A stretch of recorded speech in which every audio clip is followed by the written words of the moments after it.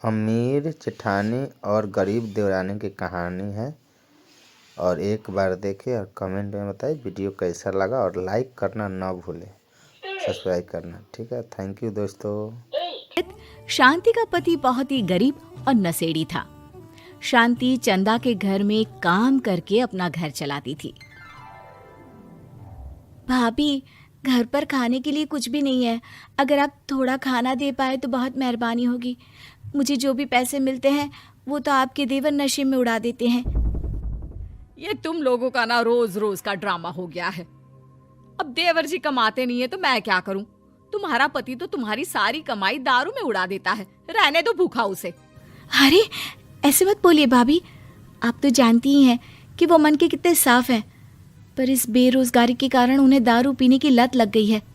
अरे अपना ये रोना गाना बाद में कर लेना, पहले काम निपटा ले घर का। मेरा और टाइम खराब ना कर। जा गेहूं पीस ले, फिर तुझे कपड़े भी धोने हैं। शांति रसोई घर में जाकर गेहूं पीसने लगती है। पीसते पीसते कुछ गेहूं वहां कपड़ों में गिर जाते हैं, जिसे देखकर उसके दिमाग में एक आइडिया आता है। क्यों ना ऐसे ही थोड़े गेहूं मैं अपने पल्लू में बांधकर घर ले जाऊं, फिर एक बर्तन में जमा कर लूंगी और उसे पीसकर रोटी बना लूंगी।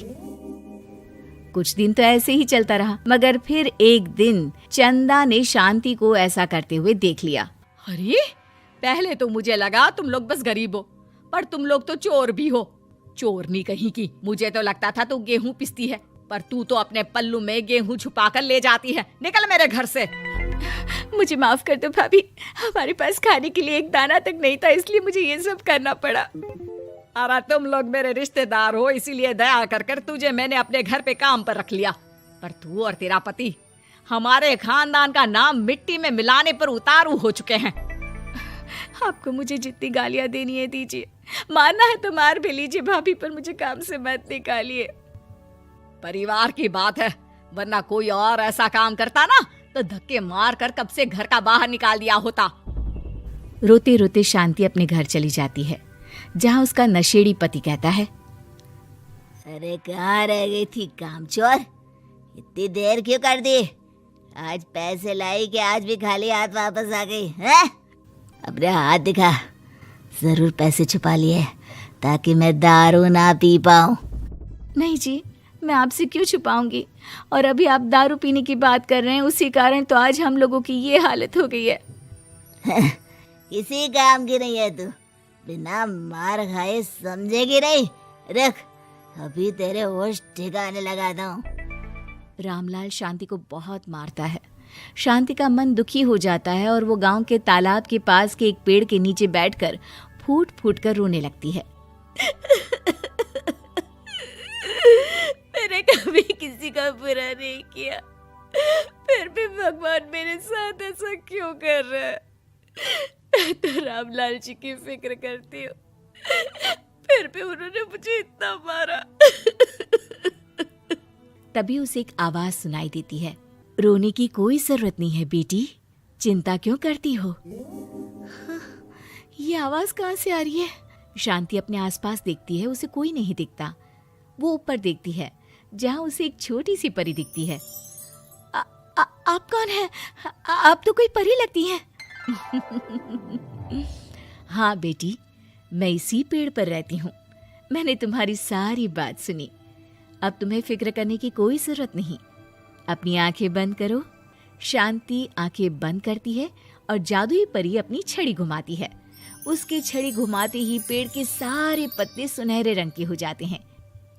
परी उनमें से एक पत्ता तोड़ लेती है और फिर से अपनी छड़ी घुमाती है, जिसके कारण सारे पत्ते पहले की तरह साधारण से दिखने लगते हैं। आंखें खोलो बेटा। लो, इस पत्ते को ले जाकर अपने तकिए के नीचे रख देना। ये तो एक साधारण पत्ता है, इससे क्या होगा? ठीक है, अगर आप कहती हैं तो मैं इसे रख लेती हूँ। शांति उस पत्ते को लेकर अपने घर जाती है और अपने कमरे में तकिए के नीचे रखकर सो जाती है। सपने में उसे वही पेड़ वाली जादुई परी दिखाई देती है। बोलो शांति, क्या चाहिए तुम्हें? मैं चाहती हूँ हम बहुत अमीर हो जाए और मेरे पति नशा करना छोड़ दें, उन्हें कोई काम भी मिल जाए। कल जब तुम सुबह नींद से जागोगी, तुम्हारी इच्छा पूरी हो गई होगी। अगली सुबह शांति नींद से जागती है, अपने आसपास का नजारा देखकर चौंक जाती है। उसके बिस्तर पर चारों तरफ सोने चांदी रखे हुए थे। हे भगवान, कहीं मैं सपना तो नहीं देख रही? इतना सारा सोना, वो भी मुझ गरीब के पास। रामलाल जी को बताती हूँ, वो बहुत खुश होंगे। शांति जैसे ही कमरे के बाहर जाती है, वो देखती है कि रामलाल सूट बूट पहने काम के लिए बाहर जा रहा होता है। मुझे शहर में एक नौकरी मिल गई है शांति, मुझे आने में देर हो जाएगी, घर का ध्यान रखना। और इस तरह शांति बहुत अच्छा जीवन बिताने लगती है। उसके पास अब किसी भी चीज की कमी नहीं रह जाती। रातों रात शांति के पास आए इतने पैसों को देखकर उसकी जिठानी उससे पूछती है, अरे क्यों रे शांति, कहीं बड़ा हाथ मारा है क्या?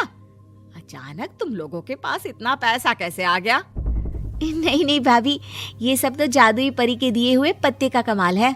शांति जादुई पत्ते के बारे में सारी बात चंदा को बताती है, जिसे सुनकर चंदा के मन में लालच आ जाता है और वो झूठ मूठ रोते हुए उसी पेड़ के नीचे जाती है जहाँ उसकी रोने की आवाज सुनकर जादुई परी कहती है, क्या हुआ बेटा, क्यों रो रही हो?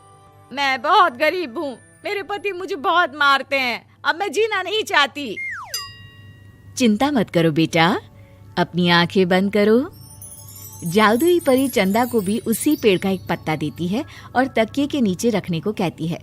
चंदा उस पत्ते को लाकर अपने तकिए के नीचे रख लेती है और अगली सुबह जब उठती है तो उसके कमरे में चारों तरफ सांप बिच्छू रहते हैं। अरे बचाओ बचाओ, कोई मुझे बचाओ, ये कैसा पत्ता है जिसे लाने के बाद उस गरीब शांति के पास तो इतना सारा सोना आ गया, और मेरे चारों तरफ ये सांप बिच्छू, अरे कोई बचाओ। चंदा अपनी जान बचाती हुई शांति के पास जाती है। चलिए भाभी, मुझे लगता है आपके घर में सांप बिच्छू को बस जादुई परी ही हटा सकती है। दोनों मिलकर जादुई परी के पास जाते हैं। ये सब तुम्हारे बुरे इरादों का नतीजा है चंदा। तुम झूठ मूठ बस पैसे के लालच के कारण यहाँ आकर रो रही थी, इसीलिए तुम्हें जादुई पत्ते ने उसकी सजा दी। अरे मुझे माफ कर दीजिए जादुई परी, मेरे मन में लालच आ गया था। अरे शांति, तुम भी मुझे माफ कर दो, मैंने तुम्हारे साथ बहुत गलत किया है, फिर भी तुम मेरी मदद के लिए आई। चंदा को अपनी गलती का एहसास हो जाता है, इसलिए जादुई परी उसके घर से सारे सांप बिच्छू को गायब कर देती है। चंदा और शांति आपस में मिलजुल कर रहने लगती हैं।